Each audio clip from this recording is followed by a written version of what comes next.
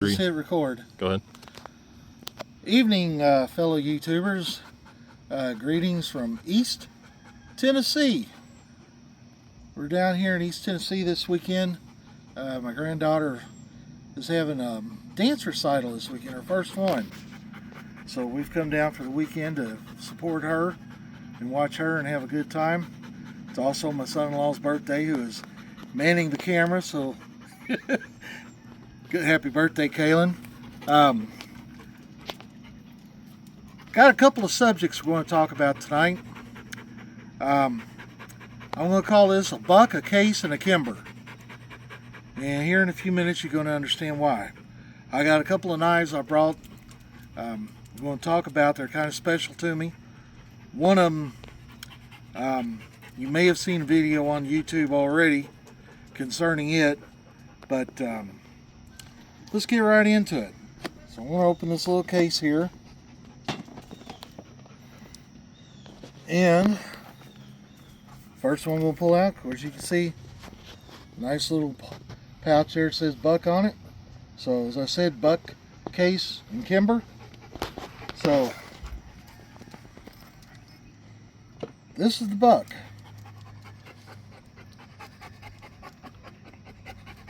This is a 110. I run through the custom shop that I got last September, October. I've had a 110 since Christmas of 1982. Mom and Dad gave me one for Christmas that year. It's come in quite handy over the years. Worked up quite a few squirrels. Done some business on a couple of deer. But I always wanted one through the custom shop. So the specs on this one, as you can tell, it's got the nickel bolsters. Handle is buffalo horn, and I had it made into the finger grooves. The steel is S35VN. As you can tell, it's a drop point, and I don't know if you can tell there on the blade or not, custom knife shop. And I don't know if you could pick that up, but I also have my name etched into it. There we go. So that is one for eternity. I carry it occasionally, not very often, but occasionally. So there's that one out of the way. Now this next one I want to talk about is the case. And I mentioned the video that some of you might have seen. If anybody follows the Southern Knife Hobbyist, this knife was pictured on his one of his videos. I sent him this knife. I found it, I think it was New Year's Eve, at a flea market in Louisville. It was in pretty rough shape. It had been through a fire. The blades was in pretty nasty condition. There's still some remnants of the fire on it that couldn't clean out. I mean, there's some pitting right there. There's nothing that's going to be done about the pitting. The pitting's going to be there. So I sent it to him to see if it would be possible, if he would be able to, at the very least, try to restore it and make it a usable knife again. Well, the blades were heavily discolored from the fire. I mean, the whole thing was shot, basically. When he got it, he took it apart, went to work on it, and first thing he found was the liners was shot. Every time he tried to sand them to try to clean them up, they just folded up. They was just shot. And also the springs was pretty well shot in it too. So basically what he done is he replaced the liners and the springs from a donor. And this is a pattern 6375, a large stockman. He happened to have a donor knife there, replaced it with that. I supplied the wood, which is a beautiful piece of Turkish walnut. As you can see there, the grain pattern, it is absolutely gorgeous. And of course, it being burned up in a fire, there was no shield in it. So I actually had another knife there at home. It was part of my father's collection, which Dad passed away several years ago.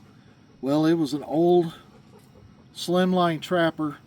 I'm going to say probably from sometime in the early mid-70s. And it was pretty well shot. The blade was sharpened beyond redemption. The spring was broken. And it had those yellow Delrin handles on it, which was actually completely coming apart. So the only thing that was really salvageable on it, probably the liners would have been good to use as a donor, but I instructed Mr. Kirby to remove the emblem from it and embed it into these handles. So, long story short, knife got burned up in a fire like a phoenix. It's rose from the ashes, and if I decide to carry it any, I actually have a piece of my father with me because of the shield. But one thing he did not do is he did not attempt to sharpen it, because as he told me, due to the fire, it might have destroyed the tempering of the blades. So he didn't attempt to sharpen it. But once he sent it back to me, I used a manual work sharp sharpener, a pull through, and managed to get a fairly decent edge here on the clip blade. I haven't spent too much time on the other two, but this one's pretty decent. So, unmolested, I guess you could say, in really good condition, in the original condition with the original handles on it, which they had, if memory serves me right, red bone. This knife would be worth $500-600. And the dates on it for the blades, since the blades is the only thing from the original, are from 1940 to 1964. So this knife, or the blades actually, could be anywhere from 86 to 62 years old. He didn't tell me anything about the liners or the springs, so I don't know what year those come from. So essentially it's kind of, I guess, what you would call a Frankenstein, because it's pieced together from 3 different knives with the original blades, donor spring and liners, and then the case emblem shield there from a worn out slimline trapper. But anybody that saw the video commented on the handles on it, and it is a beautiful piece of walnut. Okay, that does it for the case. Now for the last one, the Kimber.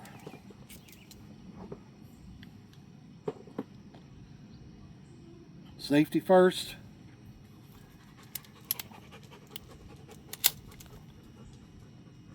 Empty chamber. Empty magazine.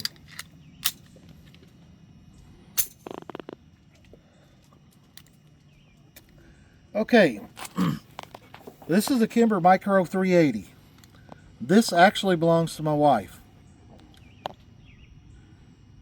I like to carry it, and I carry it more than she does, because she don't like the positioning of the mag release, because she hits it every once in a while and it'll drop the magazine. And she said, well, how come it won't fire? Well, because you hit the doggone mag release and drop the magazine out of it. That's why it won't fire. The special thing about this that I wanted to talk about is not the gun itself, but the grip panels that's on it. originally this come with a set of rosewood panels on it from Kimber, with Kimber engraved in them and a little scroll engraving. Pretty nice, pretty nice. Several years ago, I come across a set of some very high grade English walnut, and they were checkered, and I bought them, and those were from an outfit called Rasco Grips out of Las Vegas.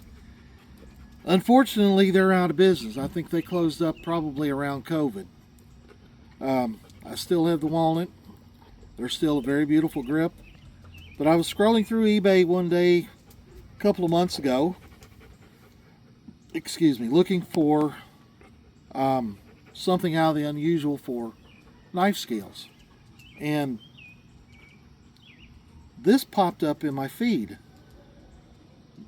Never heard of it before. You can't really tell it from the grips right now, but it's Tasmanian pinkwood.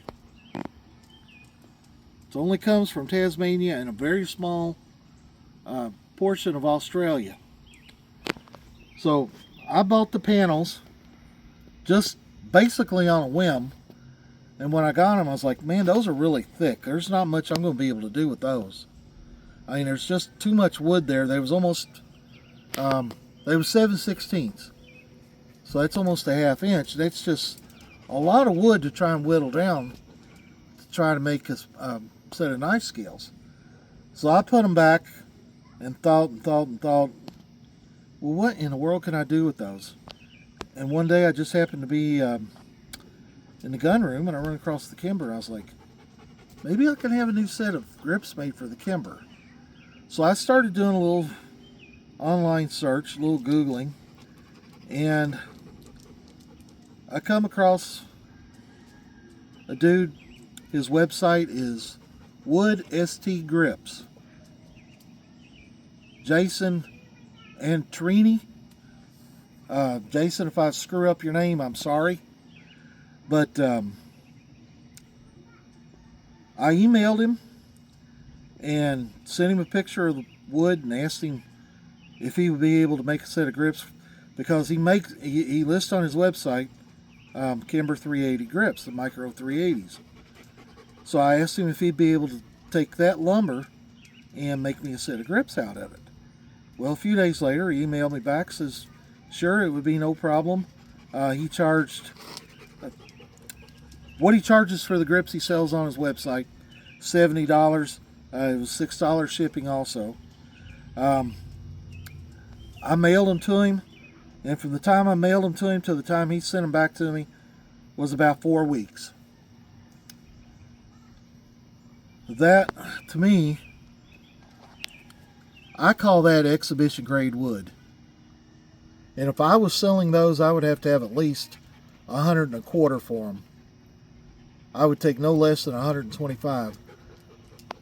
Tasmanian pinkwood burl. As you can see, the burl's in it, and it is a book match set, which makes, in my opinion, even more valuable.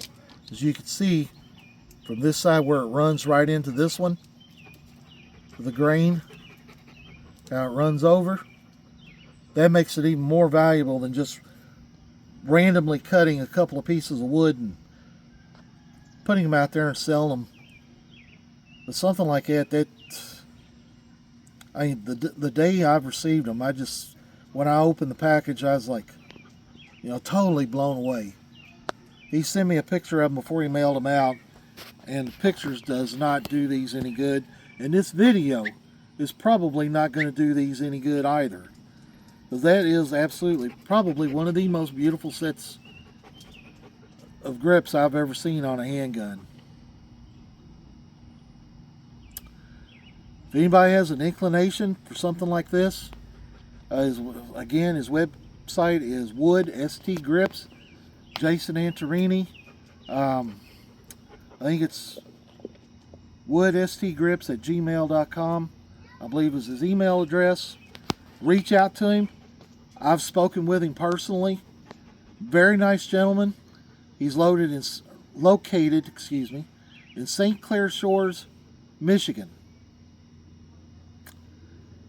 So, Jason, I'm going to send you a link to this video.